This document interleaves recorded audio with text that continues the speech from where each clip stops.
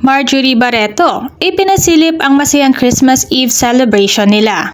Si Marjorie Barreto, isang celebrity mom, ay nagpahayag ng kanyang kaligayahan sa pagdiriwang ng besperas ng Pasko ngayong taon, kasama ang iba pa niyang mga anak.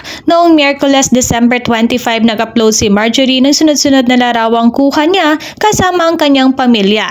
Sa mga larawan, lahat ng mga anak ni Marjorie nandoon, sina Danny, Julia, Claudia, Leon at Erich, pati na rin ang kani-kanilang partner sa kanilang buhay.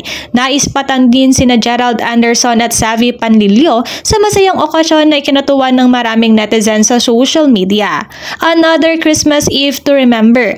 Blessed to be complete again. This means so much to me. Happy kids makes me happy. Mom, Merry Christmas to everyone. Sa caption ni Marjorie.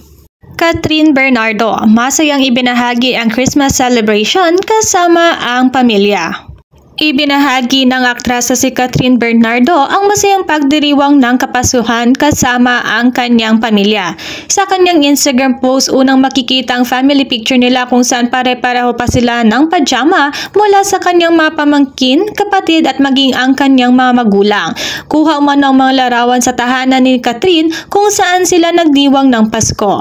Grateful for the greatest gift, family. Wishing you all a Merry Christmas. Sa caption naman ng aktres.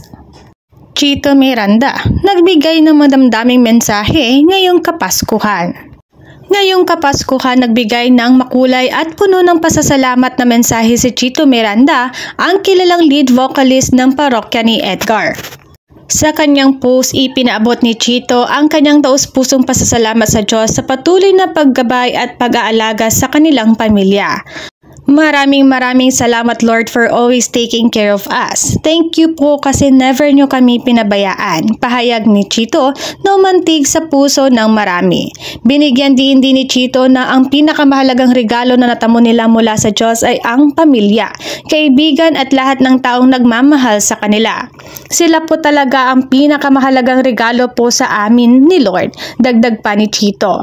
Matatandaan, isa sa matinding pagsubok na hinarap ng kanilang pamilya ay ang pagkakaaresto ng kanyang misis na si Neri Miranda.